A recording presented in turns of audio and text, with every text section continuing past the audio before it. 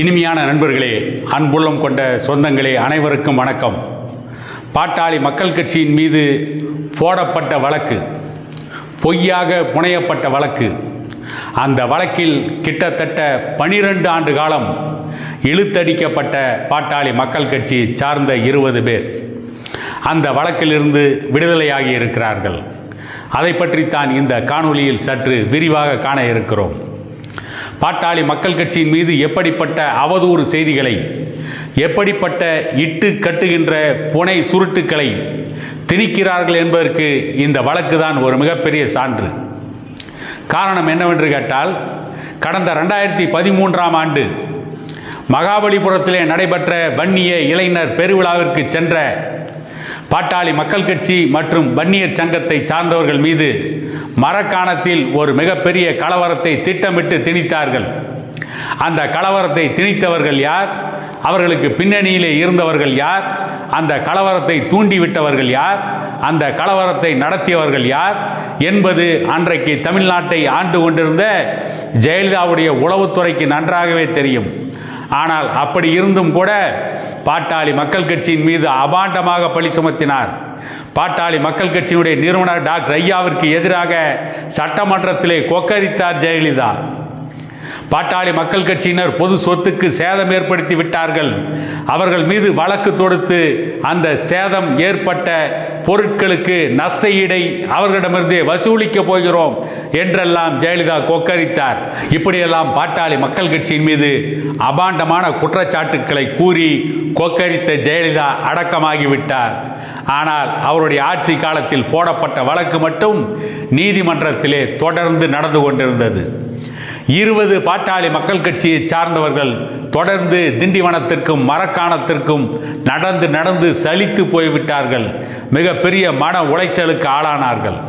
ஏன் அப்படி ஆளானார்கள் என்று பார்த்தால், கடந்த 2013ஆம் ஆண்டு நடைபெற்ற வன்னிய இளைஞர் பெருவிழாவிற்கு போன வன்னியர் சமூகத்தை சார்ந்தவர்கள் மீது மரக்காணத்திலே திட்டமிட்டு தாக்குதல் நடத்தினார்கள்.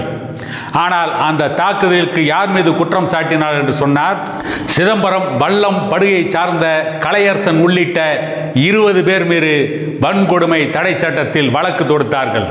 பொது சொத்துக்கு சேதம் ஏற்படுத்தினார்கள் என்று வழக்கு தொடுத்தார்கள்.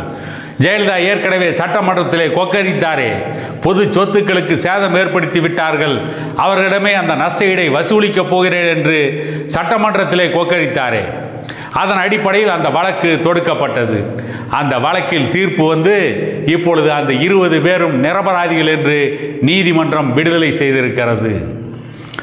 அவர்கள் மீது சாட்டப்பட்ட குற்றச்சாட்டு, கலவரத்தை உருவாக்கினார்கள், தலித் சமூகத்தை சார்ந்தவர்களை தாக்கினார்கள், பொது சொத்துக்களுக்கு சேதம் ஏற்படுத்தினார்கள் என்றெல்லாம் திட்டமிட்டு பொய்யை புனச்சுருட்டை அவர்கள் மீது தொடுத்தார்கள், வழக்காக கொடுத்தார்கள்.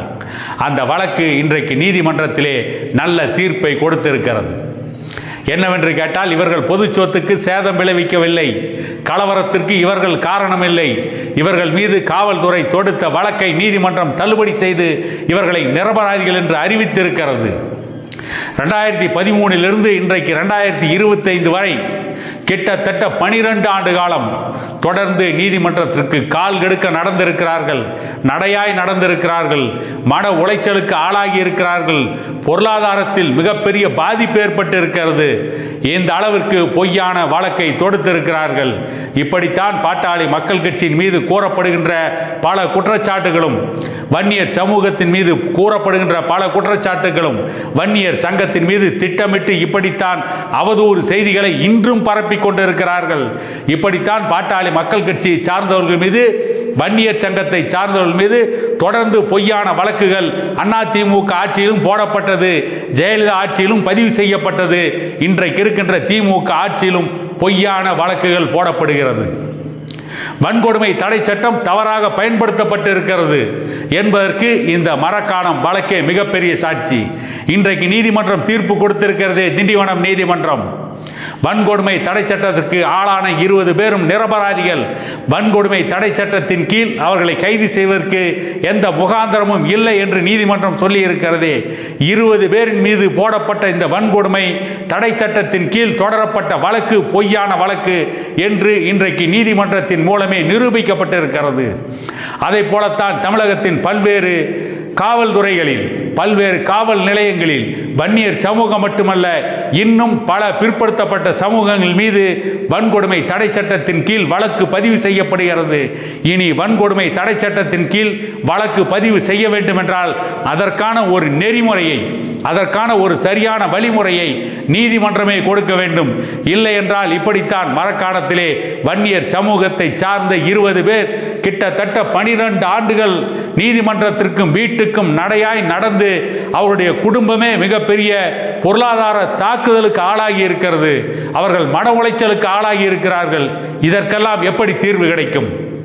இப்படி பாதிக்கப்பட்ட அப்பாவி மக்கள் இவ்வளவு கொடுமைகளை அனுபவிக்கிறார்களே, இந்த கொடுமைக்கு காரணம் என்ன?